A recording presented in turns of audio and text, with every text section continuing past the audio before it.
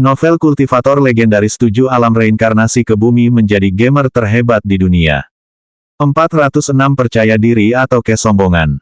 Dia hanya menerobos. Omong kosong macam apa yang dia bicarakan. Kalau cuma segelintir monster, mungkin itu bisa dibayangkan. Tapi, dia ingin, hanya menerobos, 100 monster elite raid yang tangguh. Lucu sekali. Bahkan Rod, si penyalur kerusakan terkuat di kelompok penyerang mereka, tidak akan berani membuat pernyataan sesombong itu. Apalagi, mereka sedang dalam situasi yang mendesak. Bagaimana mungkin dia bisa membuat pernyataan konyol seperti itu dengan wajah datar sementara yang lain sedang serius memikirkan rencana yang tepat. Para anggota inti Blue Oasis tidak mengabaikan prestasi Izroth yang sudah diketahui. Lagi pula, mereka harus tahu orang seperti apa yang akan mereka bawa dalam raid. Namun, prestasi tersebut tidak mendekati penyelesaian raid yang berat. Awalnya, mereka cukup menghormati Izroth. Dia adalah pemilik toko berbasis pemain pertama yang memiliki reputasi baik. Dia meraih juara pertama dalam event pelindung Amaharpe, dan bahkan mengalahkan bos dunia pertama, serta menemukan dan menyelesaikan Dungeon pertama di RML. Tentu saja, tidak satu pun dari mereka yang tahu tentang partisipasi Izroth dalam pemilihan tim kedua. Namun, pada akhirnya, mereka percaya bahwa ia memang pantas memiliki tingkat kepercayaan diri dan kesombongan tertentu dengan prestasi-prestasi yang begitu mengesankan. Namun, kesan dan rasa hormat mereka terhadap Izroth justru menurun setelah pernyataan itu. Ini bukan saatnya bercanda.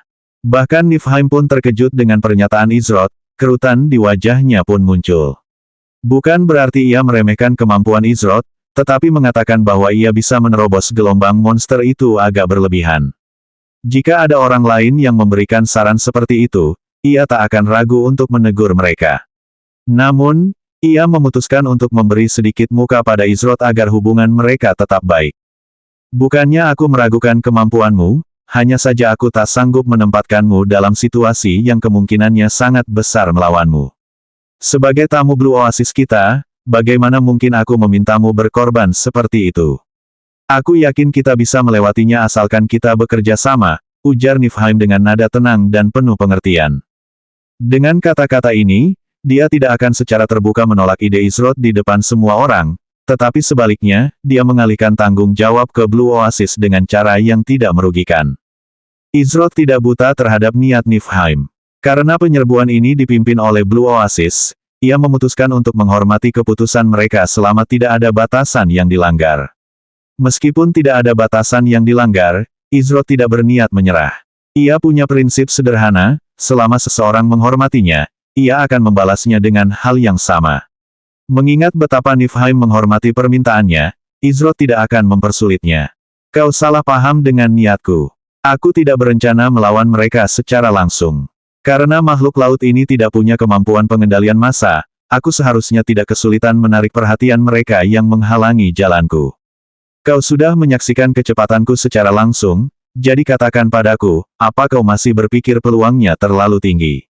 Izroth berkata dengan nada riang. Sejauh ini seharusnya baik-baik saja. Ini. Petik 2. Niflheim memasang ekspresi serius di wajahnya.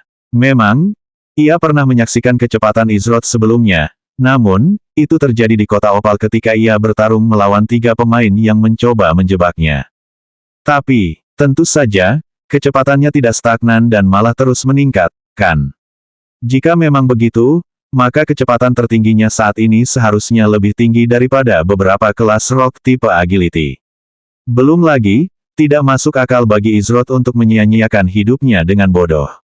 Pada akhirnya, Niflheim mengerti bahwa Izroth bukanlah tipe orang yang sombong dan suka menyombongkan diri demi menarik perhatian. Dengan pemikiran ini, Niflheim mulai menyadari bahwa mungkin ide Izroth tidaklah semustahil yang ia bayangkan sebelumnya. Memang, hiu Istana Agung dan ikan pencari Istana Agung tidak memiliki kemampuan pengendalian massa. Oleh karena itu, selama ia bergerak dan tidak ada anggota penyerang yang sengaja menyerang makhluk laut tersebut, maka rencana itu layak. Ia tahu bahwa itu akan tetap menjadi tugas yang berbahaya bagi Izroth, tetapi, itu bisa saja berhasil. Kenapa kita malah memikirkan omong kosong ini padahal seharusnya kita memikirkan rencana yang sebenarnya? Apa kita akan menyerahkan nasib kita ke tangan satu pemain yang bahkan bukan anggota Blue Oasis kita? Tanya Minus dengan nada geram. Beberapa anggota inti merasakan hal yang sama, namun mereka tidak mengungkapkan ketidaksenangan mereka secara terbuka karena percakapan tersebut melibatkan seorang kapten Blue Oasis. Oleh karena itu, hanya kapten lain yang bisa berbicara dalam situasi seperti ini. Mereka bersyukur Minus telah mengatakan apa yang ada di pikiran mereka. Kapten Minus, terakhir kali aku memeriksa, akulah, bukan kau, yang diberi komando atas penyerbuan ini.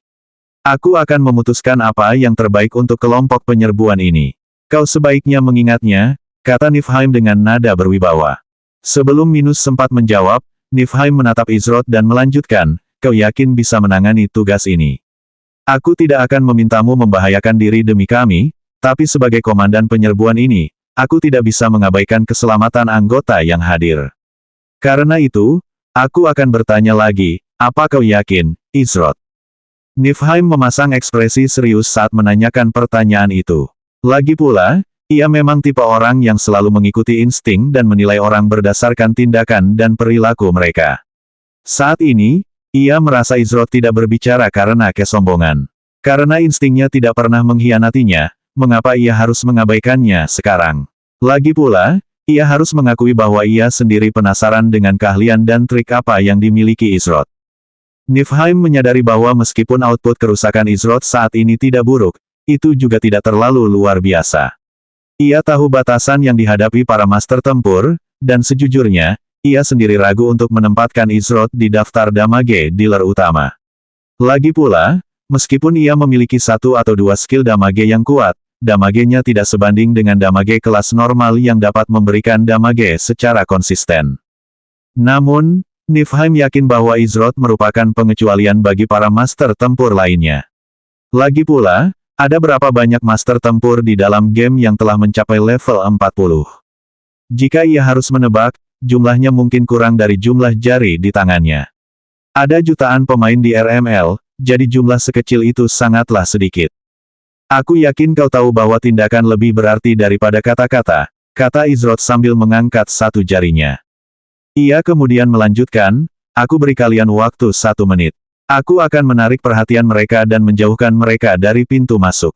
Tepat 1 menit setelah aku pamit, kelompok penyerang seharusnya sudah bergerak dan memasuki aliran bawah air. Setelah semua orang berhasil masuk, aku juga akan masuk ke aliran bawah air. Setelah merenungkannya beberapa detik, Niflheim mengangguk dan menghadap kelompok penyerang sambil berkata, baiklah, kita jalankan rencana ini. Semuanya, pastikan untuk tidak tertinggal setelah jalur dibersihkan. Sekalipun makhluk laut itu teralihkan perhatiannya, tidak ada jaminan pusaran air lainnya tidak akan terbentuk. Atas aba-abaku, kita akan bergerak. Niflheim kemudian mengalihkan perhatiannya ke Izroth dan berkata, kami siap saat kamu siap. Izroth mengangguk kecil sebagai balasan. Tanpa membuang waktu lagi, ia melesat menuju gelombang monster yang dengan cepat mendekati posisi kelompok penyerang. Setelah Izroth pergi, Asgard mendekati Niflheim dan bertanya, haruskah kita mengirim beberapa orang untuk mendukungnya? Niflheim menggelengkan kepala dan menjawab, tidak perlu menambah risiko dan paparan bahaya. Aku sudah mengambil cukup banyak risiko dan kita masih kekurangan 6 pemain, 7 sekarang setelah dia pergi untuk menarik perhatian mereka. Kita tidak bisa memisahkan pemain tambahan karena kekuatan kita secara keseluruhan sudah berkurang hampir 30%. Setelah kita memasuki arus bawah laut, kita harus melangkah hati-hati. Lagi pula, Niflheim melirik dan mengamati setiap pemain yang datang bersama Izroth. Tidak ada sedikit pun kekhawatiran di wajah mereka. Mereka bahkan tidak berusaha membujuk Izroth agar tidak melakukan sesuatu yang sembrono itu. Apakah karena mereka begitu percaya padanya sehingga tidak perlu khawatir? Atau, apakah mereka memang tidak peduli dengan apa yang terjadi pada rekan mereka? Hanya waktu yang bisa menjawabnya, kurasa. Niflheim berpikir dalam hati sambil memperhatikan Izroth berenang menjauh. Aku akan urus cahaya aneh itu nanti. Pertama, aku harus menarik perhatian makhluk laut. Izroth tidak memiliki keterampilan serupa dengan taunting aura yang dapat mengamankan agro pada makhluk laut, oleh karena itu, ia harus menggunakan metode yang kasar. Monster-monsternya terlalu menyebar. Bahkan jika aku menggunakan essence untuk meningkatkan jangkauan skillku, baik Greatstorm maupun Behemoth Squeak tidak akan cukup untuk menutupi jarak sepenuhnya. Kalau begitu, begini saja.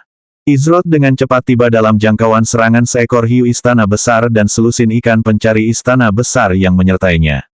Hiu istana besar itu membuka rahangnya sambil berenang cepat ke arah Izroth, ingin melahapnya bulat-bulat dalam sekali gigitan. Izroth telah menyaksikan kerusakan yang ditimbulkan Great Palace Shark terhadap tank seperti Niflheim. Bahkan setelah diblokir, kerusakannya setidaknya 10.000. Izroth mengerti bahwa jika ia terlalu ceroboh, satu atau dua serangan yang tepat saja sudah cukup untuk menghapus HP-nya sepenuhnya. Tentu saja, Izroth tidak ingin membiarkan hal ini terjadi. Izroth mengembalikan pedang badainya ke sarungnya saat awan badai tiba-tiba muncul di atasnya, di mana langit akan berada jika lapisan luarnya saat ini tidak terendam air. Krurkle, bes, awan badai ini memiliki percikan petir ungu yang menari-nari di dalamnya dan mengeluarkan suara berderak dan berdengung samar.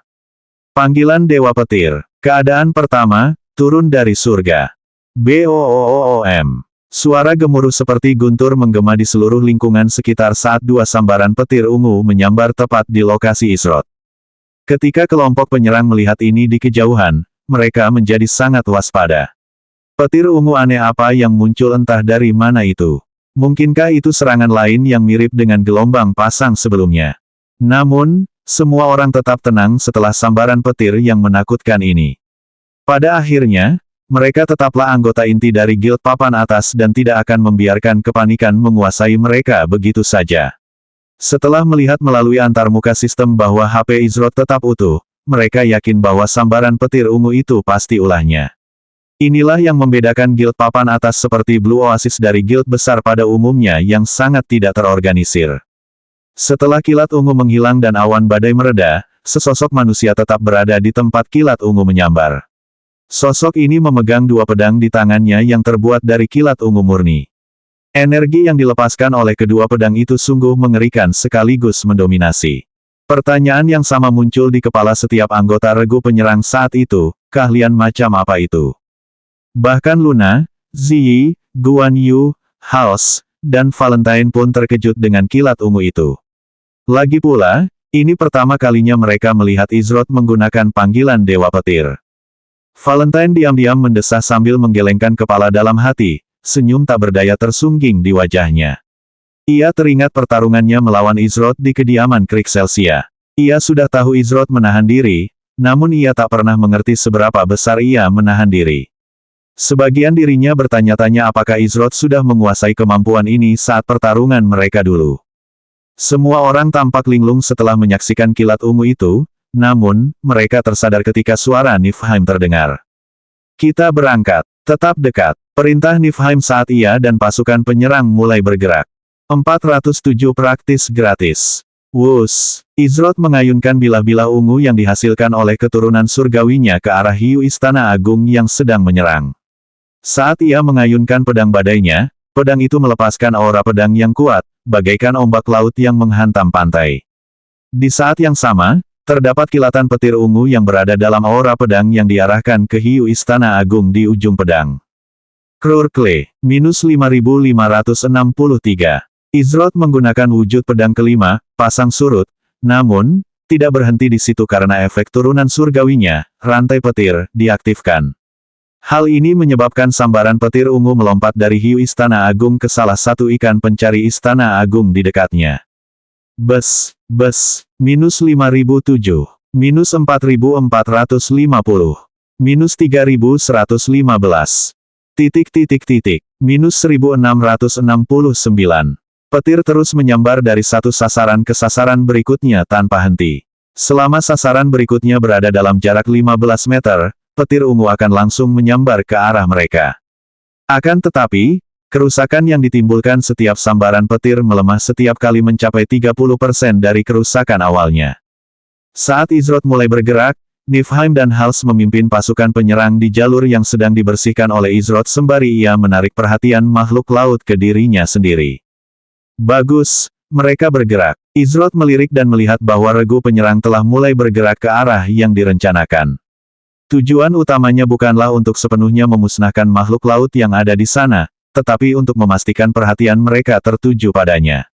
Lagi pula, Jika dia membuat kesalahan dan menghabisi semua ikan pencari Istana Agung sekaligus saat regu penyerang bergerak, hal itu berpotensi menyebabkan puluhan ledakan. Dia tidak lupa bahwa ikan pencari Istana Agung memiliki efek ledakan yang dahsyat. Meskipun satu atau dua meledak sekaligus tidak akan menimbulkan ancaman besar, hal yang sama tidak dapat dikatakan jika sejumlah besar ikan pencari istana besar meledak secara bersamaan. Lagi pula, Izrod mengerti bahwa jika dia menyingkirkan ikan pencari Istana Agung sebelum regu penyerang bergerak, dia tidak akan punya alasan untuk tetap tinggal dan mengamati cahaya misterius yang dilihatnya sebelumnya. Lagi pula, ada satu alasan lagi mengapa dia memilih tindakan khusus ini. Karena Izrod harus menunggu hingga regu penyerang mencapai tempat aman, ia memilih untuk mengambil pendekatan yang lebih defensif setelah membuat hampir semua makhluk laut marah berkat rantai petirnya. Namun, bahkan untuk seseorang dengan kecepatan dan waktu reaksi seperti itu, menghindari gelombang monster yang menyerangnya dari segala arah bukanlah tugas yang mudah. Tentu saja, ini hanya berlaku saat ia tidak menggunakan skill bergerak seperti langkah berkedip. Meskipun Izrod tidak khawatir akan dikepung dalam waktu dekat, berkat Light Feather Footwork-nya, selama ia terus bergerak, kecepatan geraknya akan terus meningkat. Masak. Salah satu hiu istana besar mencoba melahap Izrod saat ia diserang oleh 4 ikan pencari istana besar dari sudut yang berbeda. Ketika kelompok penyerang melihat jalur mundur Izrod terputus, mereka merasa ia terlalu percaya diri dengan kemampuannya sendiri. Seandainya saja ia cukup sabar menunggu Niflheim menyusun rencana yang matang, mungkin ia tidak akan tersingkir begitu cepat dalam penyerbuan. Para anggota inti Blue Oasis hanya bisa menggelengkan kepala karena kecewa. Kukira dia akan melakukan sesuatu yang luar biasa dengan petir itu, ternyata aku salah. Gumam salah satu anggota inti. Bahkan Kapten Abstrak kita pun takkan mampu lolos dari begitu banyak musuh sekaligus. Tamat sudah baginya, komentar anggota inti lainnya. Niflheim mengerutkan kening ketika melihat posisi Izrod yang tidak menguntungkan. Haruskah ia mencoba membantu dengan mengarahkan kembali pasukan penyerang? Tidak. Itu akan membuatnya tidak layak menjadi komandan penyerang. Ia harus mengutamakan kebutuhan banyak orang di atas kebutuhan satu orang. Yang bisa ia lakukan hanyalah berharap Izrod bisa keluar dengan selamat. Kerutan tipis muncul di wajah Luna. Namun, tepat saat ia hendak beranjak dari kelompok penyerang, ia merasakan seseorang mencengkeram ringan sisi jubah kleriknya. Ia berbalik dan melihat bahwa yang mengejutkannya, Ziyi lah yang menghentikannya. Aku punya firasat kau akan mencoba melakukan sesuatu yang gegabah. Ziyi mendesah sambil tersenyum tak berdaya dan menggelengkan kepalanya. Sejujurnya, Ziyi menduga Guan Yu atau Hals akan menjadi yang pertama menyerbu, namun, ia mendapati mereka berdua bahkan tidak repot-repot melihat ke arah itu. Seolah-olah mereka sepenuhnya percaya pada Izrod dan sepenuhnya fokus pada urusan mereka sendiri. Ketika Ziyi memperhatikan hal ini, ia merasa mungkin dirinya lah yang terlalu terburu-buru dalam mengambil keputusan dan meremehkan pengendalian diri mereka berdua. Namun, dalam perjalanan kembali ke posisi semula, ia memperhatikan gerakan Luna dan memutuskan untuk berhenti di dekatnya. Ziyi melepaskan cengkeramannya ringan pada jubah ulama Luna dan bertanya, apa yang ingin kau lakukan? Luna tetap diam menanggapi pertanyaan itu. Sebenarnya, apa yang ingin ia lakukan? Menyelamatkan Izrod. Apakah orang seperti dia memang perlu diselamatkan? Apakah ia bersikap terlalu arogan karena mengira ia bisa menyelamatkannya dari situasi yang bahkan ia sendiri tak mampu tangani? Bukan karena ia kurang percaya diri dengan kemampuan Izrod. Luna cukup mengenalnya untuk mengerti bahwa makhluk-makhluk laut itu tidak cukup untuk menghentikan atau mengalahkannya. Namun, meskipun ia tahu dan memahami hal ini, tubuhnya tetap bergerak sendiri. Kau percaya orang itu tidak punya rencana? Biar ku katakan saja, orang itu tidak berniat menjadi korban mulia demi Blue Oasis, kata Ziyi. Ziyi merasa Izrod tengah merencanakan sesuatu, kalau tidak, dia tidak akan dengan bebasnya menawarkan diri untuk menarik perhatian makhluk laut. Kau benar, aku terlalu terburu-buru. Terima kasih, Ziyi, jawab Luna. Hanya butuh waktu singkat baginya untuk menyadari bahwa Ziyi benar menghentikannya. Ziyi mengangguk kecil sambil berkata, ayo kita percepat. Kita tidak mau tertinggal. Luna memandang sekali lagi ke arah gerombolan monster yang menghalangi pandangan Izrod karena jumlah mereka yang sangat banyak. Jaga keselamatan, kata Luna lirih pada dirinya sendiri saat dia dan Ziyi mempercepat langkah mereka. Beberapa saat kemudian, kelompok penyerang tiba di pintu masuk aliran bawah air, namun, masih belum ada tanda-tanda Izroth yang dapat ditemukan dimanapun. Niflheim mendesah dalam hati sambil berkata, semuanya, kita mungkin akan terpisah setelah masuk. Ingat, jangan mengambil risiko yang tidak perlu. Berusahalah sebaik mungkin untuk menemukan jalan keluar secepat mungkin. Ayo pergi. Niflheim adalah yang pertama masuk dan segera diikuti oleh yang lainnya. Sedangkan Hals, dia akan menjadi yang terakhir masuk untuk berjaga-jaga jika ada monster liar yang datang saat mereka menuju ke dalam. Satu persatu, anggota kelompok penyerang memasuki aliran bawah air. Kini, satu-satunya pemain yang belum masuk adalah Izroth sendiri. Sementara itu, di jantung lapisan dalam Istana Laut Besar. Ada sebuah ruangan di lapisan dalam serangan Istana Laut Besar. Ruangan itu sendiri luar biasa megah dan tampak seperti tempat berkumpulnya orang-orang. Di tengah ruangan terdapat kerang raksasa dengan cangkang tertutup. Namun, ada energi aneh yang keluar dari cangkangnya, memberikan nuansa yang mencekam. Meskipun selain kerang raksasa yang berada di tengah ruangan, tidak ada tanda-tanda kehidupan lain yang terlihat. Di atas meja marmer berwarna pelangi yang indah, terdapat total 14 bola berwarna aqua. Namun, hanya 4 dari 14 bola yang diterangi cahaya lembut yang masing-masing memiliki warna uniknya sendiri. Ruangan itu hening hingga terdengar suara terdistorsi dari salah satu bola bercahaya itu. Para pengawas telah berhasil melewati lapisan pertama penghalang laut besar dan memasuki hunian Sprite. Mereka bergerak lebih cepat dari yang kita perkirakan. Sebuah suara yang hampir terdistorsi terdengar dari salah satu bola dengan cahaya hijau redup di sekelilingnya. Kekalahan Temp dan Ord bisa dimaklumi, tapi, bagaimana mereka bisa mengalahkan para penjaga relik dan menembus penghalang laut besar secepat ini? Dan, untuk bertahan dari gelombang pasang besar Odamu, apa yang mereka lakukan dengan membiarkan para Overseer memasuki inti lapisan terluar? Kali ini, suara itu berasal dari bola cahaya keperakan. Tak masalah, mereka mungkin mampu menahan gelombang pasang besar Odamu, tapi itu belum tentu baik bagi mereka. Jangan lupakan tempat yang telah mereka masuki. Sebuah suara terdengar dari sebuah bola bercahaya merah. Suara-suara dari bola-bola itu terdiam mendengar ucapan itu. Sungguh, mereka hampir mengorbankan nyawa mereka sendiri dengan berani menginjakkan kaki di tempat tinggal Sprite. Yang lainnya masih dalam kondisi torpor, dan aku sendiri sekarang harus masuk di saat yang malang ini. Karena itu, sementara itu, kalian bertigalah yang akan menjaga Istana Laut Besar. Karena Odamu belum menghubungi kita, masalah ini bukan di luar kendali mereka. Jadi, untuk saat ini, kita serahkan para pengawas ini kepada Odamu, setuju?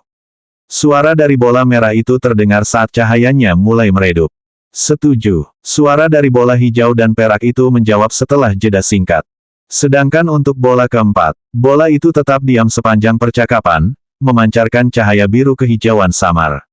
Bola itu milik Odamu. ... Bagus, mereka semua ada di dalam. Izroth menggunakan skill aktif Light Feather Footwork dan mendapatkan peningkatan kecepatan gerak yang singkat namun signifikan.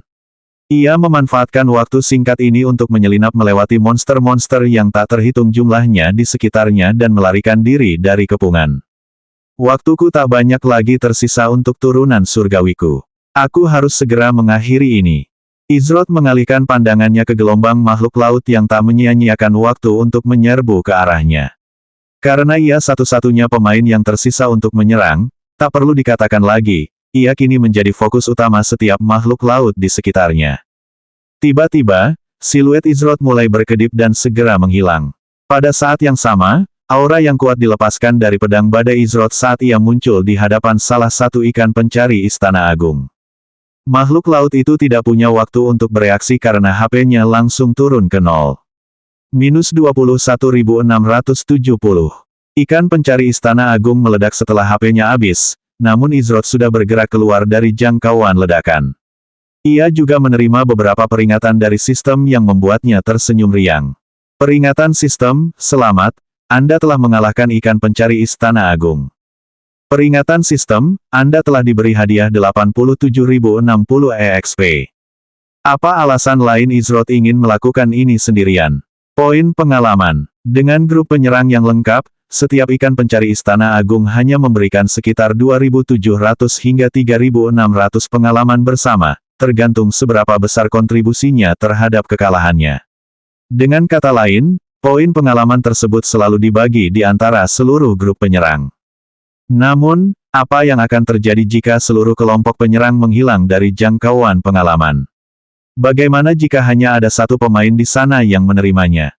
Jawabannya jelas. Izroth mendapatkan 87.000 EXP hanya dengan mengalahkan satu ikan pencari Istana Agung. 87.000 EXP. Jumlahnya bahkan lebih banyak dari biasanya karena serangan itu juga merupakan serangan yang berat.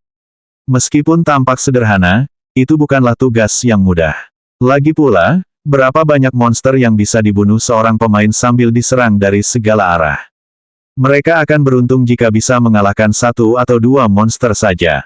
Pada akhirnya, itu tidak sepadan dengan risikonya. Namun, Izroth bukanlah pemain biasa. Totalnya hanya sekitar 100 ikan pencari Istana Agung. Jumlah EXP yang bisa ia dapatkan dari ini sungguh luar biasa. Dengan perkiraan kasar, tanpa menghitung hiu Istana Agung, Izroth memperkirakan jumlah EXP yang bisa ia dapatkan sekitar 9 juta. Itu mungkin cukup baginya untuk mencapai level 49, atau bahkan 50 sekaligus. Jika Blue Oasis ingin percaya bahwa ia mengorbankan dirinya hanya agar mereka berhasil dalam penyerbuan itu, mereka hanya berhayal. Izroth bukanlah orang suci sama sekali, dan ia tidak akan membiarkan kesempatan sebesar itu berlalu begitu saja. Pedang Baneful pertama Izroth, penghitung waktu pendinginan Destruction direset setelah menghabisi ikan pencari Istana Agung pertama. Skill rantai petir juga diaktifkan dan menyebabkan kerusakan dahsyat pada seluruh kawanan ikan. Siluet Izroth berkelebat di antara kumpulan makhluk laut dan dengan setiap ayunan pedangnya, kematian segera menyusul. Peringatan sistem, Anda telah diberi hadiah 87.060 EXP. Peringatan sistem, Anda telah naik level ke level 47. Peringatan sistem, Anda telah diberi hadiah 87.060 EXP. Peringatan sistem, Anda telah naik level ke level 48. Peringatan sistem, Anda telah diberi hadiah 87.060 EXP. Menggunakan Flickering Steps, Lightning Chain, dan First Baneful Sword, Destruction, Izroth membasmi populasi makhluk laut hanya dalam beberapa tarikan napas. Poin pengalaman yang ia peroleh, praktis gratis. 408 kalung cahaya misterius dan tetesan air mata. Izroth tidak butuh waktu lama untuk menghabisi ikan pencari Istana Agung. Setelah selesai, levelnya naik 2 kali. Ini berarti hanya dalam beberapa saat, level Izroth melonjak dari 46 menjadi 48. Meskipun Izroth agak kecewa karena hanya berhasil naik level 2 kali, sayangnya ia meremehkan betapa besarnya peningkatan poin pengalaman yang dibutuhkan untuk naik level di akhir level 40-an. Sebagai perbandingan, Izroth membutuhkan sekitar 2.900.000 poin pengalaman untuk naik dari level 46 ke level 47. Akan tetapi, agar ia dapat naik dari level 47 ke level 48, ia memerlukan 4.600.000 poin pengalaman. Namun, ini tidak seberapa dibandingkan dengan jumlah poin pengalaman yang dibutuhkan level 49. Jika Izroth ingin meningkatkan levelnya ke 49, ia harus mendapatkan lebih dari 8 juta poin pengalaman. Bahkan setelah menghabisi ikan pencari Istana Agung, Izroth mendapatkan sekitar 9 juta EXP. Jumlah ini jauh dari cukup baginya untuk mencapai level 49, apalagi level 50. Namun, Izroth tidak menganggap hal ini sebagai hal yang buruk. Lagi pula, semakin sulit sesuatu diperoleh, semakin besar pula manfaat yang akan didapat. Karena level 50 merupakan pencapaian besar bagi para pemain, tentu saja ada keuntungan yang bisa didapatkan. Adapun hiu Istana Agung, mereka menolak untuk menyerah semudah ikan pencari Istana Agung yang lebih lemah dan terus bertahan dari serangan gencar Izroth.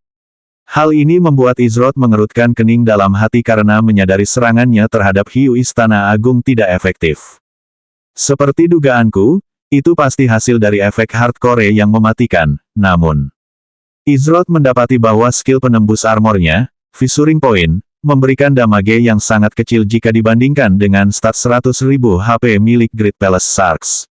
Oleh karena itu, Ia segera mencoret semua skill yang meningkatkan kemampuan bertahan makhluk laut tersebut.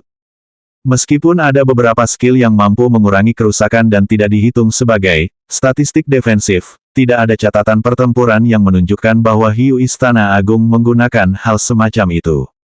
Hal ini membuat Izroth langsung mengalihkan fokusnya kembali ke efek hardcore yang ganas. Saya sudah tahu tipuan murahan ini. Izroth memiliki pemahaman yang kurang lebih lengkap tentang virulen setelah Guan Yu menyerang Hiu Istana Agung pertama yang mereka temui dan memberikan serangan terakhir. Namun, ia perlu memastikan beberapa kecurigaan sebelum mengambil kesimpulan. Akhirnya, Izroth berhasil memahami semuanya.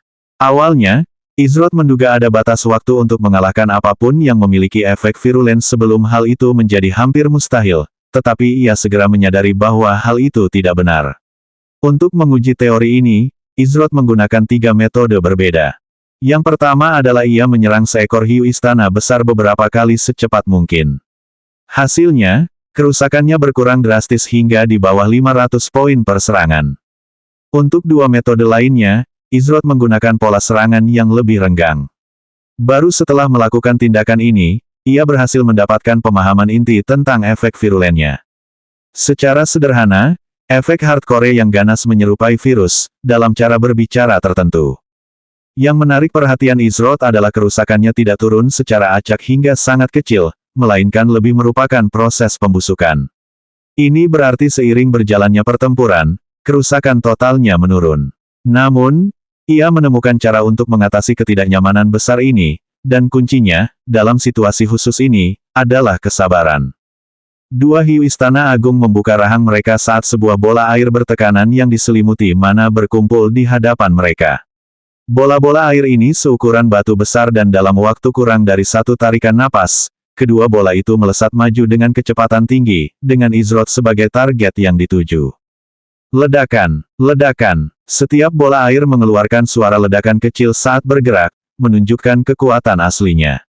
Namun, kecepatan kedua bola air itu tidak sebanding dengan kecepatan Izroth dengan flickering step-nya yang aktif. Sosok Izroth berkelebat saat ia dengan mudah menghindari serangan yang datang. Namun, ia tidak lagi seagresif sebelumnya dalam menyerang. Sebaliknya, Izroth mengubah gaya bermainnya menjadi lebih pasif dan menghindari serangan sama sekali. Jika salah satu anggota Blue Oasis melihatnya sekarang, mereka akan mencemooh tindakannya dan menganggapnya hanya buang-buang waktu. Namun, bukan berarti Izroth tiba-tiba memutuskan untuk mengambil pendekatan yang tidak produktif. Tak lama setelah Izroth menghindari bola-bola air, flickering step miliknya memasuki masa cooldown. Izroth juga mengeluarkan Sword of the Storm dari sarungnya karena Call of the Thunder God Heavenly Discharge miliknya telah habis masa cooldownnya. Jika ini raid biasa, semua Great Palace Shark pasti sudah berubah menjadi partikel sejak lama hanya dengan efek Heavenly Discharge Chain Lightning miliknya. Ini menunjukkan salah satu alasan mengapa terdapat kesenjangan yang begitu besar antara raid biasa dan raid hardcore. Meskipun Izroth masih memiliki peningkatan kecepatan gerak dari Light Feather Footwork miliknya, ia harus berhati-hati saat menghadapi 9 Great Palace Sharks karena 1 atau 2 serangan sudah cukup untuk melumpuhkannya, bahkan dengan level HP-nya saat ini. 3 detik, 7 detik, 10 detik. Izroth tidak melancarkan satu serangan pun dalam 10 detik terakhir terhadap hiu istana agung manapun karena ia hanya berkonsentrasi menghindari serangan mereka.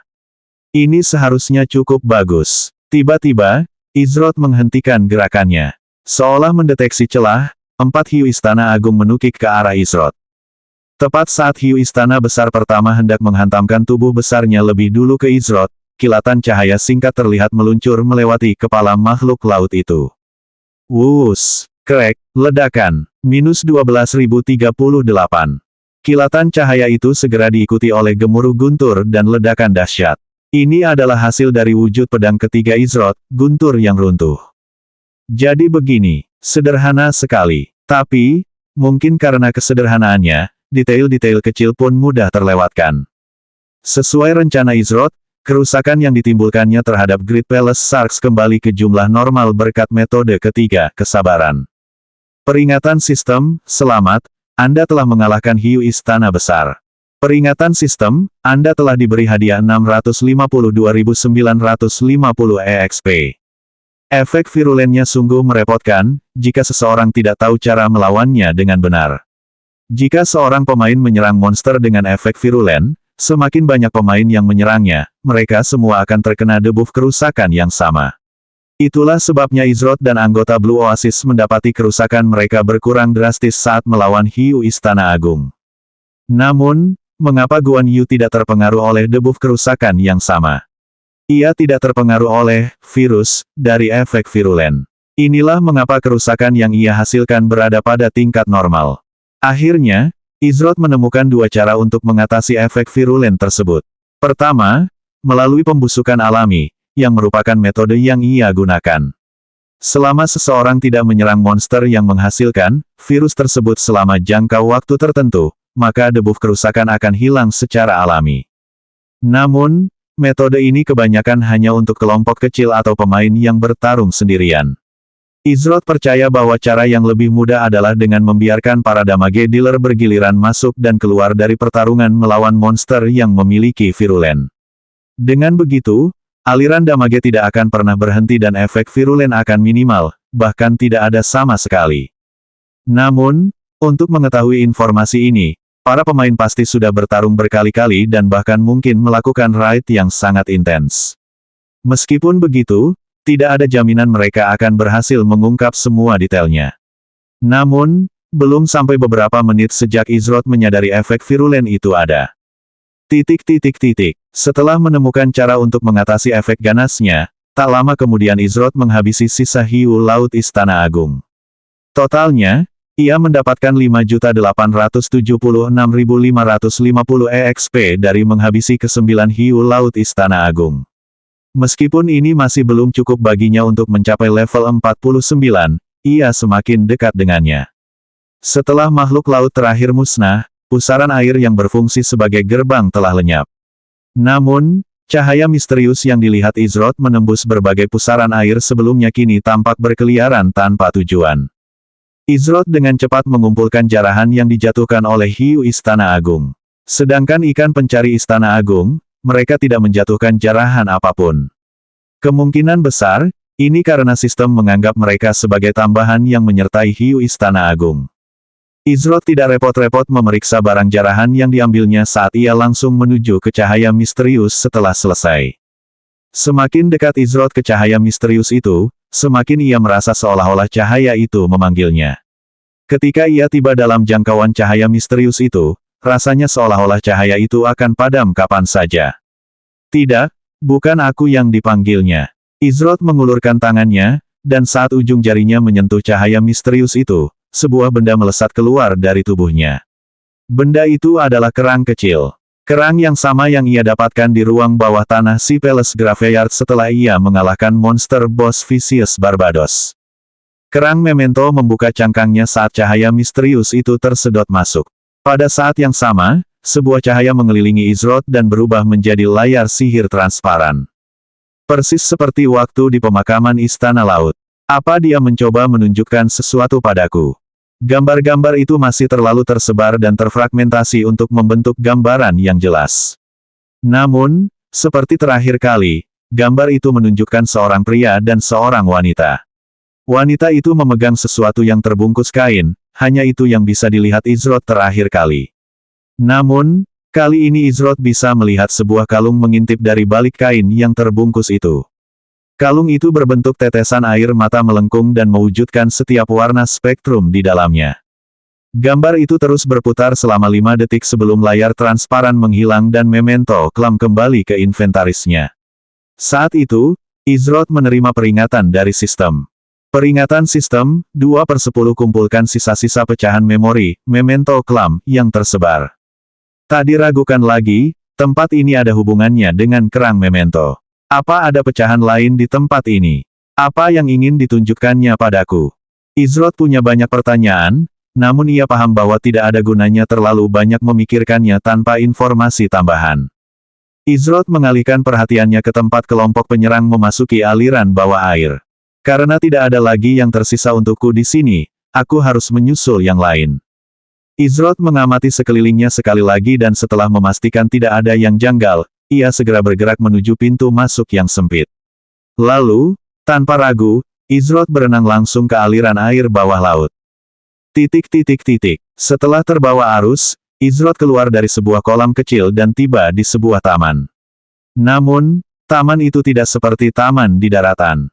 Taman itu dipenuhi beragam tanaman bawah air dan makhluk laut kecil yang tidak berbahaya. Tanah dan dindingnya terbuat dari kristal berwarna aqua. Banyak kristal juga tumbuh di berbagai tempat di sekitarnya. Namun, Izrod tidak melihat satupun anggota regu penyerang di sekitarnya. Ia mencoba menggunakan indera penglihatan energinya, tetapi ada energi aneh yang terpancar dari kristal-kristal yang menghalanginya. Kristal-kristal ini bahkan mampu menghalangi indera penglihatan energiku. Sungguh, tempat ini tidak normal. Peringatan sistem, Anda telah memasuki Sprite Dwellings. 409 Fantasi. Kling, kling, bang, suara ini, ada yang berkelahi. Tapi, ini. Izrod mengerutkan kening ketika suara gaduh itu memasuki telinganya. Ada yang aneh dengan suara yang dihasilkan.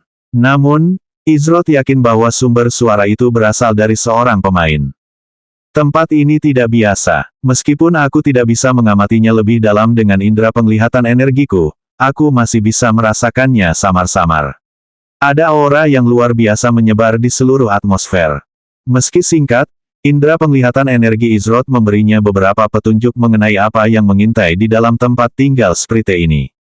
Belum lagi, ia merasa aneh bagaimana sistem belum mengirimkan peringatan yang mengumumkan selesainya tujuan, bertahan, dari fase penyerbuan. Oleh karena itu, Izrod yakin ini menyiratkan adanya bahaya di dalam tempat tinggal Sprite. Karena kristal-kristal ini mengganggu, kurasa aku harus mengandalkan kedua mataku sendiri untuk melihat apa yang ada di depan. Dari suaranya saja, Izrod menyimpulkan bahwa bukan Hals DKK, melainkan salah satu pemain inti Blue Oasis yang sedang menyerang.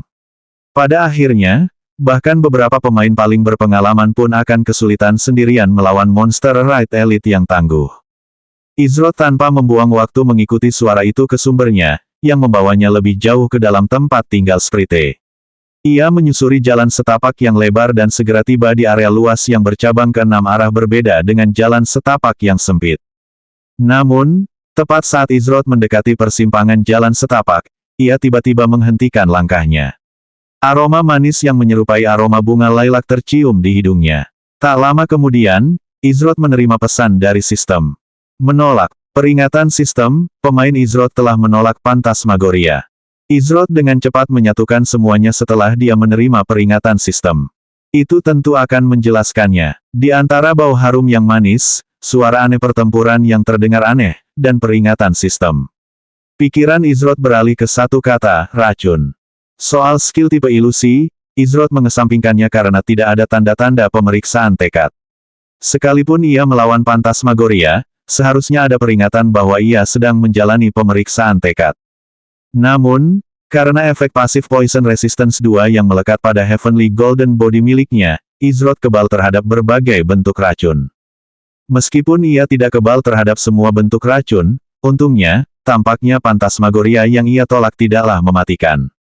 Dengan kata lain, itu adalah racun yang diciptakan untuk melumpuhkan dan menghalangi seseorang, bukan membunuh mereka. Namun, Izrod tidak lengah karena hal ini dan tetap waspada. Beberapa saat setelah Izrod mendekati persimpangan dan berhasil menahan Phantasmagoria, 6 jalur yang awalnya terbentuk telah bergabung menjadi satu jalur. Izrod mengikuti jalan setapak yang muncul saat suara pertempuran menggema dari celah di depannya. Namun, ketika Izrod melangkah masuk, ia menyipitkan mata melihat pemandangan di depannya. Persis seperti dugaanku. Apakah ini hasil karya Phantasmagoria? Hal pertama yang dilihat Izrod saat dia melangkah ke ruangan luas itu adalah seseorang. Ia adalah salah satu anggota inti Blue Oasis dengan nama pemain Secret Blade. Ia bukan tipe yang banyak bicara dan selalu bersikap profesional, sesuai statusnya sebagai anggota inti Guild Papan Atas seperti Blue Oasis. Selain itu, dia juga merupakan satu-satunya anggota Blue Oasis yang awalnya menarik perhatian Izrod, bersama dengan Kapten Pasukan Satu Rod. Meskipun ditugaskan sebagai DPS pembersih, Izrod yakin Secret Blade tidak kalah terampil dibandingkan kapten-kapten Blue Oasis lainnya. Bahkan, jika kecurigaannya benar, Izrod yakin bahwa di antara anggota Blue Oasis, mungkin hanya Rod yang bisa menandingi Secret Blade. Namun, tampaknya ada hubungan aneh antara Secret Blade dan anggota inti Blue Oasis lainnya. Entah apa alasannya, Izroth tidak tahu dan tidak berencana untuk menggali lebih dalam. Pada akhirnya, itu hanya cukup untuk menarik perhatian Izroth sesaat. Saat itu, Secret Blade mengayunkan pedangnya dengan cara yang menakutkan. Pedangnya sendiri begitu tipis hingga bisa dibandingkan dengan sayap jangkrik. Pedang itu menyerang dari sudut yang aneh dan tak terduga, serta melengkung dengan cara yang tidak wajar. Namun, yang paling aneh adalah semuanya terhubung begitu mulus sehingga seolah-olah satu tebasan pedang menghasilkan segudang variasi yang tidak konstan. Menarik. Kelas Mystic Blade Master dari Secret Blade berfokus pada kombinasi serangan pedang yang cepat dengan wujud yang terus berubah dan bergeser agar tetap tak terduga. Kelas ini juga dirancang untuk menghadapi banyak musuh sekaligus. Tanpa Flickering Steps atau Heavenly Cloak-nya yang aktif, Izroth menyadari bahwa bahkan ia pun tak boleh menganggap enteng serangan-serangan itu. Sementara bilah pedang di tangan Secret Blade melancarkan serangan demi serangan ganas, hanya ada satu masalah, ia menyerang udara tipis. Alasan mengapa suara pertempuran yang terjadi terdengar sangat aneh bagi Izroth adalah karena hanya satu orang yang bertarung dan menyerang. Benda ini tetap tidak mau mati meski dihantam berkali-kali. Kata pedang suci dalam hati sambil terus menyerang. Di mata Secret Blade, ia sedang melawan monster yang terbuat dari kristal berwarna aqua dengan mata merah menyala. Monster itu berbentuk seperti humanoid, hanya saja tidak memiliki ciri-ciri wajah yang menonjol. Dengan satu ayunan pedangnya, pedang suci menghancurkan tubuh makhluk yang telah mengkristal itu hingga hancur berkeping-keping. Namun, dalam sekejap mata, kristal-kristal yang hancur itu menyatu kembali dan meregenerasi tubuh makhluk itu. Proses ini telah berlangsung sejak Secret Blade pertama kali mencapai persimpangan aneh dengan 6 penjuru. Di sanalah ia terpisah dari orang-orang lain yang dibawa ke tempat ini bersamanya. Ia tak bisa menahan diri untuk bertanya-tanya apakah mereka juga berada dalam situasi yang serupa dengannya. Aku harus segera mengakhiri ini dan berkumpul kembali dengan yang lain. Berlama-lama sendirian dalam penyerbuan berat sangatlah berbahaya. Aku harus menemukan cara untuk mengalahkan makhluk ini. Aku rasa dia tidak terkalahkan, kata Secret Blade sambil terus melancarkan serangannya. Namun, Secret Blade tidak menyadari ada yang mengawasinya. Memang, ini justru karena efek Phantasmagoria. Di mata Izroth, pedang suci hanya bergumam sendiri dan menyerang tanpa tujuan dengan pedangnya. Jika mereka melihatnya, orang-orang akan mengira dia sedang melakukan semacam latihan citra yang intens. Izroth mencoba memanggil tes kesadaran Secret Blade lebih lanjut, tetapi dia diabaikan begitu saja. Karena ini sejenis racun, pasti ada penawarnya. Mengingat mustahil menghindarinya bagi mereka yang tidak memiliki daya tahan kuat terhadap racun, pasti ada penawarnya yang tersedia di suatu tempat di dekatnya. Izroth tak membiarkan fakta bahwa ini adalah penyerbuan lenyap dari benaknya. Justru karena ini adalah penyerbuan, ia yakin pasti ada cara bagi para peserta penyerbuan untuk menyembuhkan diri mereka sendiri atau anggota kelompok lainnya dari Phantasmagoria. Meskipun saya kira saya harus mengurus masalah itu terlebih dahulu.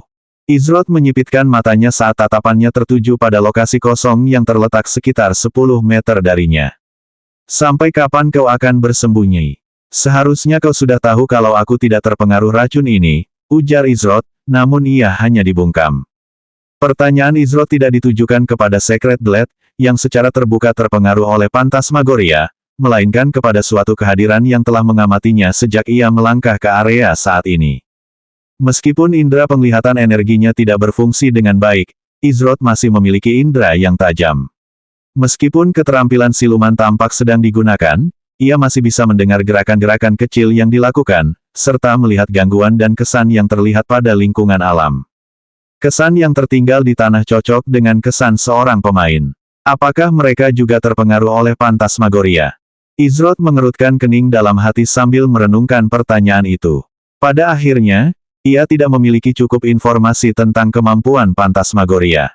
Karena itu, ia hanya bisa berspekulasi tentang efek apa yang mungkin ditimbulkannya. Namun, ada sebagian dari diri Izroth, firasatnya, yang mengatakan bahwa orang ini tidak terpengaruh oleh Phantasmagoria. Mungkinkah mereka juga memperoleh kemampuan ketahanan racun? Apapun metode yang mereka gunakan untuk mengatasi Phantasmagoria, jelas terlihat adanya tingkat kehati-hatian yang tinggi dalam tindakan mereka. Mengenai mengapa mereka belum menunjukkan diri, Izroth bisa memikirkan beberapa alasan untuk ini. Alasan yang paling jelas adalah bahwa pemain yang bersembunyi tidak yakin apakah Izroth dipengaruhi oleh Phantasmagoria dengan cara yang sama seperti Secret Blade. Tapi, apakah itu saja cukup untuk tetap tersembunyi? Lagi pula, bahkan jika Secret Blade menyerang mereka secara kebetulan, mereka berdua berada di regu penyerang yang sama. Ini berarti mereka tidak akan terpengaruh oleh serangan itu. Setidaknya, begitulah seharusnya. Izroth tahu bahwa bukan tidak mungkin bagi mereka yang berada dalam satu kelompok untuk saling menyakiti. Selama waktunya di makam Necrostalmenos, ketika Ziyi dikendalikan sementara oleh salah satu skill monster boss, serangannya mampu memberikan kerusakan kepada anggota kelompok lainnya. Izroth membuka antarmuka sistemnya dan membuka menu Raid Party. Ia melihat semua nama berwarna abu-abu, semua kecuali 6, termasuk dirinya. Sayangnya, nama Luna, Ziyi, Hals, Valentine, dan Guan Yu semuanya berwarna abu-abu. Meskipun Izroth yakin mereka lebih dari mampu mengurus diri sendiri. Kelimanya adalah, Izroth melirik sekilas nama 5 pemain lain yang namanya tidak berwarna abu-abu. Di antara mereka, tentu saja, ada Secret Blade yang berada di ruangan yang sama dengan Izroth. Nama-nama lain yang tercantum adalah Emberheart, False Summit, Ace of Saint, dan Vanaheim. Dari semua nama yang tercantum, Izroth hanya sedikit mengenal Vanaheim, Kapten Regu ketiga. Vanaheim memiliki peringkat tertinggi di antara anggota Blue Oasis yang hadir, sehingga hak komando seharusnya jatuh ke pundaknya ketika mereka terpisah dari yang lain. Sedangkan untuk pemain lain, Izroth hanya berinteraksi sedikit atau bahkan sama sekali tidak berinteraksi dengan mereka. Keadaan pasti sudah terlalu tak terkendali setelah semua orang terkena Phantasmagoria. Akan terlalu berbahaya jika semua orang berjauhan terlalu lama di tempat seperti ini. Kita harus mencari cara untuk menghubungi dan bertemu dengan yang lain. Izroth berasumsi anggota penyerbuan lainnya berada dalam situasi yang sama dengan mereka. Jika tidak ditangani dengan benar, penyerbuan ini bisa berakhir bahkan sebelum mereka menyelesaikan fase kedua. Jika itu terjadi, para anggota Blue Oasis hanya akan bisa menundukkan kepala karena malu atas kegagalan mereka sendiri. Sebelum menutup antarmuka sistemnya, Izroth mencoba mengakses sistem pesan, namun saat ini sistem tersebut berwarna abu-abu dan tidak tersedia. Meskipun ia sudah menduganya karena abstrak telah menyampaikan informasi ini kepada mereka melalui bayangan tertambatnya. Izroth dengan cepat menyapukan pandangannya ke seluruh ruangan. Hampir seketika, ia menyadari ada yang aneh di suatu area ruangan. Area itu adalah satu-satunya tempat kristal yang menghalangi indera penglihatan energinya tidak tumbuh. Di area yang sama juga terdapat lumut kekuningan. Tepat saat Izroth mengamati, ia tiba-tiba merasakan niat membunuh yang kuat terpancar ke arahnya. Itu berasal dari pedang suci. Tidak masalah berapa banyak dari kalian yang muncul, kata pedang suci saat energi mistis melonjak dari pedang di tangannya. Ia kini menatap tepat ke arah Izroth. 410 lumut kejernihan jasmani. Swoosh! Secret Blade mengayunkan pedang di tangannya ke depan dalam lengkungan sempurna saat gelombang energi mistis berwarna ungu melesat ke arah Izroth. Sketch! Gelombang energi itu memancarkan suara berfrekuensi tinggi yang membuat seseorang secara naluriah ingin menutup telinganya. Di saat yang sama, Soul Sense Izroth membuat alarm di kepalanya berbunyi. Ini berarti serangan yang mengarah padanya mampu melukainya. Sepertinya teoriku sebelumnya benar. Meskipun kita berada di regu penyerang yang sama, Phantasmagoria pasti telah mendaftarkanku sebagai musuhnya. Tepat saat serangan Secret Blade hendak bertabrakan dengan Izroth, seluruh sosoknya menghilang. Wuss! Energi ungu terus bergerak maju dan menghantam kristal-kristal di dinding. Namun, alih-alih kristal-kristal itu hancur akibat kekuatan serangan dan menyebabkan ledakan kecil yang terkendali, semuanya menjadi sunyi. Suara bernada tinggi itu lenyap dan gelombang energi ungu itu tak lagi terlihat. Kristal-kristal yang terkena serangan pedang suci, sempat menyala sebentar sebelum meredup kembali. Secret Blade terkejut dan langsung waspada setelah melihat makhluk di depannya menghilang. Di matanya, Izroth adalah sosok humanoid berbayang dengan mata merah tajam yang melepaskan energi gelap yang mengerikan. Secret Blade tidak percaya satu serangan saja sudah cukup untuk melenyapkan makhluk seperti itu. Lagi pula, serangannya terasa seperti gagal mengenai apapun barusan. Yang lebih aneh lagi adalah kristal-kristal di dinding yang tampaknya baru saja membatalkan energi di balik skill Flowing Mystic Wave miliknya. Untuk saat ini, saya akan membatasi pergerakannya. Izroth menggunakan Enhanced Instantaneous Movement-nya untuk menghindari Flowing Mystic Wave sebelum gelombang itu mengenainya. Ia kemudian tiba di belakang Sacred Blade, memanfaatkan titik butanya untuk menyerang. Izroth mengulurkan tangannya ke depan saat kekuatan tak terlihat yang kuat tiba-tiba turun ke Sacred Blade. Krur, kekuatan tak kasat mata itu menyebabkan retakan terbentuk di tanah di bawah kaki Sacred Blade saat ia berjuang dengan tugas sederhana untuk berdiri tegak. Skill macam apa ini? Sacred Blade bergumam dalam hati sambil tak ragu menggunakan skill Breaking Chains miliknya. Skill ini memungkinkannya melepaskan diri dari semua efek crowd control dan untuk sementara memberinya peningkatan besar dalam ketahanannya terhadap semua efek crowd control yang masuk selama beberapa detik. Skill ini benar-benar dapat mengubah jalannya pertarungan. Namun, tepat ketika Sacred Blade hendak membalas, ia menyadari bahwa skill Breaking Chains-nya tidak efektif. Sekeras apapun ia berjuang, rasanya gravitasi sendiri yang melawannya. Mengapa tidak berhasil? Breaking Chains seharusnya menghilangkan semua efek crowd control dari pengguna, tetapi ia masih berada di bawah pengaruh skill makhluk aneh itu. Mungkinkah ia sedang menghadapi salah satu monster langka yang hanya muncul sekali setiap bulan biru di Dungeon dan Raid tertentu? Sementara Sacred Blade berjuang untuk melepaskan diri dan mendapatkan kembali pergerakannya, Izroth tidak membuang waktu saat sosoknya menghilang sebelum muncul kembali di area ruangan tanpa kristal. Saat ini aku kekurangan kemampuan menahan yang memadai. Pedang badaiku sudah dilengkapi dengan kandang petir, tapi butuh persiapan yang terlalu banyak. Aku terpaksa menggunakan luka berat tersembunyi. Tapi itu hanya bisa menahannya beberapa detik, dan itu saja waktu yang kubutuhkan. Alasan mengapa Breaking Chains milik Sacred Blade tidak efektif adalah karena Concealed Heavy Wounds milik Izroth dari Five-Way Imprint yang terukir di pedang badai Izroth tidak tergolong skill crowd control.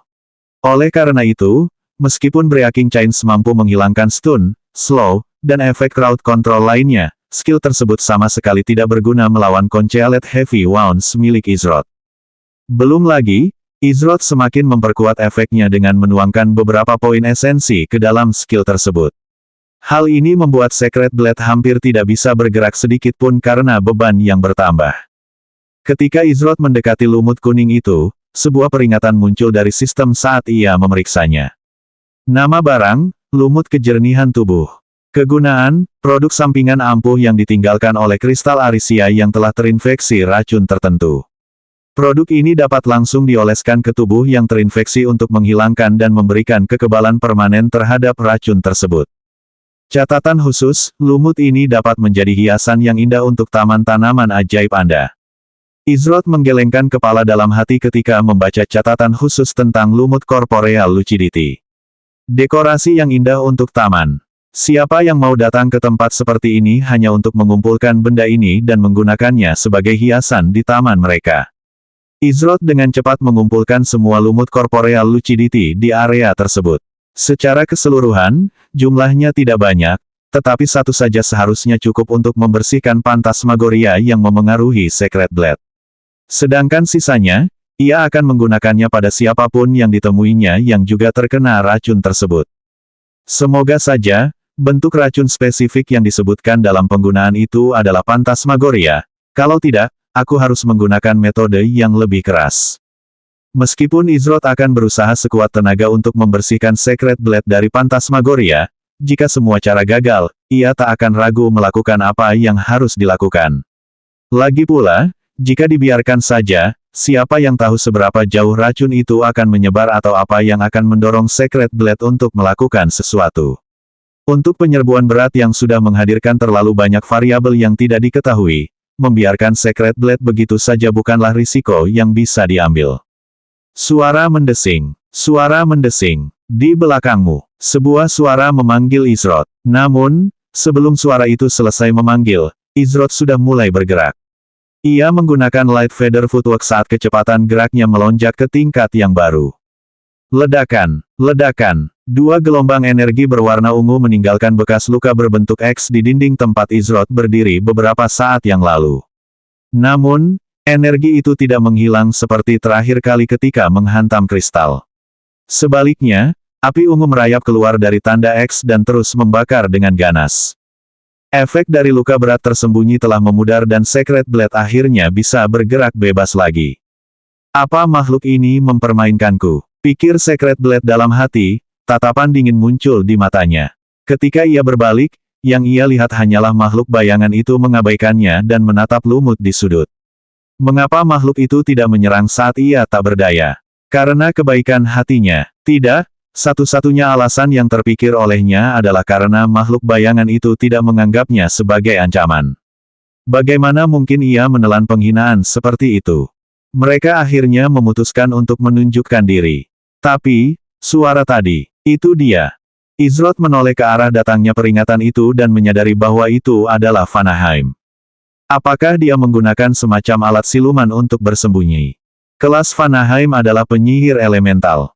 Tentu saja, mereka tidak dikenal memiliki kemampuan siluman, oleh karena itu, Izroth yakin bahwa Vanaheim pasti menggunakan semacam item yang meniru efek kemampuan siluman. Saat Vanaheim menampakkan dirinya, tatapan Secret Blade tertuju padanya. Vanaheim segera menyadari hal ini dan ekspresi cemas muncul di wajahnya. Ini gawat, aku terlalu cepat membocorkan posisiku. Kenapa orang itu harus muncul sekarang? Pikir Vanaheim dalam hati. Ada api kecil berwarna ungu pekat yang terletak di dekat bagian tengah dadanya, sama persis dengan api yang diarahkan ke Izroth sebelumnya. Beberapa saat yang lalu, tepat saat pasukan penyerang memasuki Sprite Dwellings. Meskipun Kapten Abstrak sudah memperingatkan kita tentang hal ini, mendengar dan mengalaminya langsung adalah dua hal yang berbeda. Seorang pria bermata kuning cekung dan berambut biru pendek agak keriting berbicara. Pakaian yang dikenakannya agak longgar namun berkelas. Di punggungnya terdapat senjata logam berbentuk V terbalik. Ia memiliki nama pemain False Summit, dan merupakan salah satu anggota inti Blue Oasis yang ditempatkan di kelompok pembersih kerusakan dalam kelompok penyerang. Vanaheim membuka antarmuka sistemnya dan mencoba mengirim pesan melalui obrolan raid, namun, saat itu pesan tersebut berwarna abu-abu dan dinonaktifkan. Memang, komunikasi jarak jauh mustahil dilakukan di tempat ini. Hal ini meningkatkan bahaya situasi mereka lebih dari 10 kali lipat, terutama mengingat kurangnya tank yang memadai. Aku tidak bisa menghubungi yang lain. Kita harus mencari jalan keluar sendiri. Perhatikan baik-baik sekeliling kita dan awasi setiap pintu keluar yang terlihat. Lagi pula, aku tidak tahu kenapa, tapi tempat ini terasa berbahaya. Apapun yang kalian lakukan, jangan terlalu jauh dari kelompok ini, kata Vanaheim. Ya, semua orang menjawab serempak. Karena Vanaheim adalah orang dengan pangkat tertinggi yang hadir, tentu saja, tak seorang pun akan melanggar perintahnya. Belum lagi, Vanaheim dikenal sebagai salah satu kapten paling tegas di Blue Oasis mereka. Jika mereka menyinggung perasaannya, siapa yang tahu apa konsekuensinya? Mereka bahkan bisa diturunkan statusnya sebagai anggota inti. Setelah memberikan beberapa perintah, Vanaheim dan anggota Blue Oasis lainnya mulai bergerak lebih jauh ke dalam Sprite Dwellings dengan sangat hati-hati. Akan tetapi, saat kelompok itu menjelajah lebih dalam ke Sprite Dwellings, mereka merasakan atmosfer mulai menjadi lebih berat. Di barisan depan kelompok itu adalah Secret Blade. Meskipun bukan tank, ia adalah pemain dengan HP tertinggi dan kelas Mystic Blades Master-nya mengenakan armor ringan. Sedangkan yang lainnya, Vanaheim dan Emberheart, keduanya pengguna sihir, sementara False Summit dan Ace of Saint adalah kelas yang mengharuskan pemain mengenakan armor kulit. Oleh karena itu, Secret Blade adalah pilihan terbaik untuk bertindak sebagai garda depan sementara sampai mereka bertemu dengan anggota kelompok penyerang lainnya. Kelompok itu berhenti di depan sebuah jalan setapak yang bercabang menjadi 6 arah. Tidak ada petunjuk yang jelas tentang apa yang ada di ujung jalan setapak tersebut, dan hal ini menyebabkan mereka menemui jalan buntu. Vanaheim berjalan ke depan kelompok sambil mengamati ke-6 jalur dengan saksama. Biasanya di saat seperti ini, Abstrak dan beberapa orang lainnya akan melangkah maju dan memeriksa setiap jalur untuk menemukan rute yang aman. Sayangnya, tidak ada seorang pun yang hadir memiliki kelas pengintai yang sesuai. Meskipun Ace of Saint memiliki beberapa keterampilan yang bisa digunakan untuk menjelajah, kebanyakan dari keterampilan tersebut masih tingkat rendah sehingga terlalu berisiko baginya untuk melangkah maju sendirian. Belum lagi, Ukuran kelompok mereka sudah kecil dan kehilangan satu anggota pun adalah sesuatu yang tidak ingin Vanaheim lakukan. Jalan yang mana? Pikir Vanaheim sambil mengerutkan kening. Jika ia salah memilih, akankah ia membawa kelompok ini menuju kehancuran? Tapi, bagaimana jika yang lain menunggu mereka di ujung salah satu jalan ini? Bagaimana jika ini hanya jebakan? Adakah jalan yang benar-benar tepat? Pertanyaan-pertanyaan inilah yang membanjiri pikiran Vanaheim. Namun, saat Vanaheim sedang asyik berpikir, sebuah peringatan sistem berbunyi. Namun, sebelum ia sempat memeriksa peringatan itu dengan benar, ia merasakan bahaya yang luar biasa menerpanya dari belakang. Mata Vanaheim melebar saat gelombang panas yang intens dengan sensasi dingin yang aneh menyapu dirinya.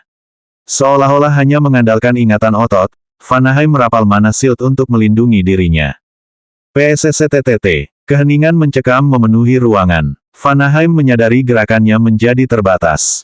Saat ia melihat ke bawah, ia melihat sebilah pedang yang diselimuti api berwarna ungu mencuat dari dadanya. Yang lebih mengejutkan adalah perisai mananya telah hancur. Namun, yang lebih mengejutkan lagi adalah ia benar-benar mengenali pedang itu. Kakau, apa maksudmu, pedang suci? Vanaheim berkata dengan nada geram. Namun, tak ada jawaban karena ia hanya disambut keheningan yang mematikan. Ketika ia menoleh ke belakang, yang bisa ia lihat hanyalah tatapan kosong di mata pedang suci, diikuti oleh kegelapan tak berujung. Anggota kelompok lainnya telah menghilang. Pada saat yang sama, perhiasan di pergelangan tangan Vanaheim berubah menjadi sebuah gelang. 3 manik-manik yang memancarkan cahaya redup terpasang di gelang itu, namun salah satu cahaya pada manik-manik tersebut meredup sebelum akhirnya padam. Ketika itu terjadi, tubuh Vanaheim menjadi transparan seolah-olah menghilang. Selanjutnya bab 411 menyembuhkan Phantasmagoria bagian 1.